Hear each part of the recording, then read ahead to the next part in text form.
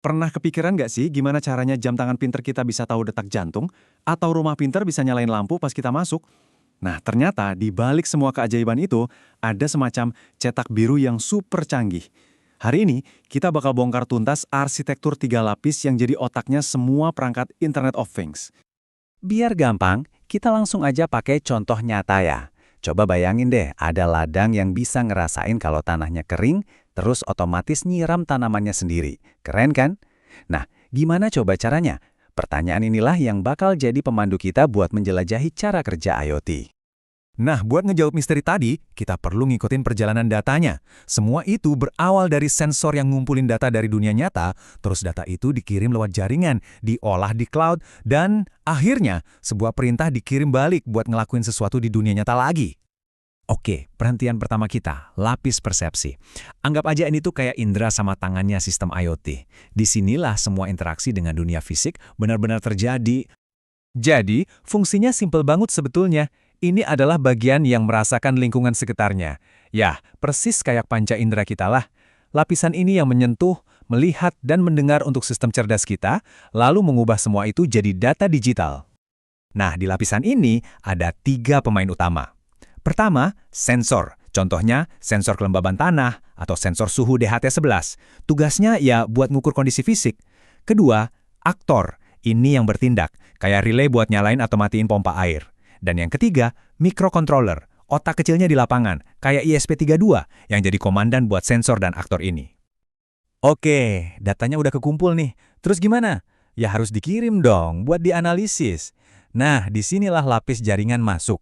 Anggap aja ini layanan kurir super cepat dan super andal buat data kita. Dan tugas lapisan ini, wah, krusial banget.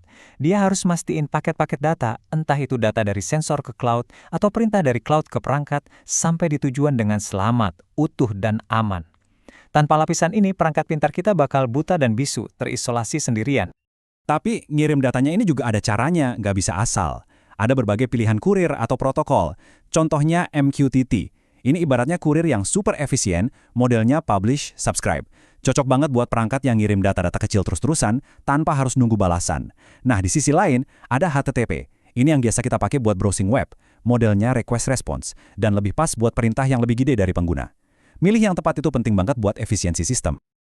Ya jelas, data kan butuh jalan tol buat lewat. Bisa lewat Wi-Fi di rumah kita yang kenceng itu, bisa lewat Bluetooth buat perangkat jarak dekat kayak headphone, atau bahkan bisa lewat jaringan jarak jauh kayak LoRaWAN yang pas banget buat ngirim data kecil dari sensor di ladang yang jauh banget dan nggak ada Wi-Fi. Dan sekarang kita sampai di lapisan paling puncak, lapis aplikasi. Kalau tadi ada indera sama sistem saraf, nah ini otaknya, pusat dari semua operasi. Disinilah sihirnya IoT beneran kejadian. Data mentah dari sensor, angka-angka kayak 23% atau 30 derajat Celcius diubah jadi informasi yang berguna dan bisa ditindaklanjuti. Disinilah data jadi keputusan. Dan cara kerjanya sebenarnya bisa disederhanain jadi kayak gini.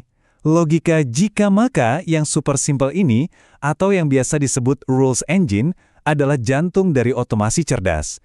Inilah cara sistemnya mutusin harus ngapain berdasarkan data yang masuk. Simple, tapi dampaknya luar biasa kan?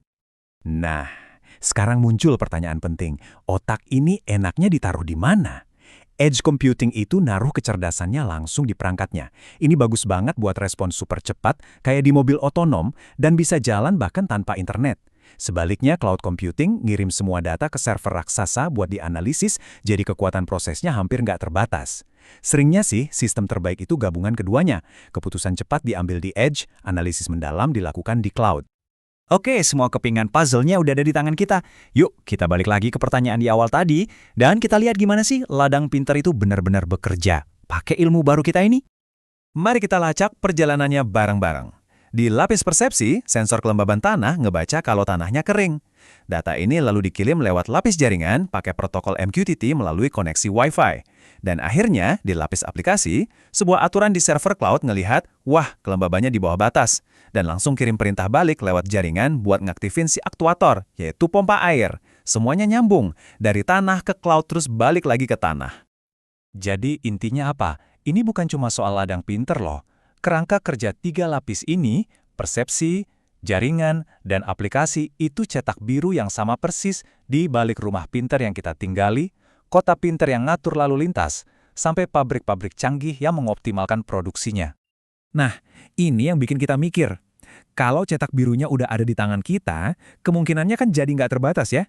Kira-kira proses atau benda apa lagi nih dalam hidup kita yang bisa kita bikin cerdas berikutnya?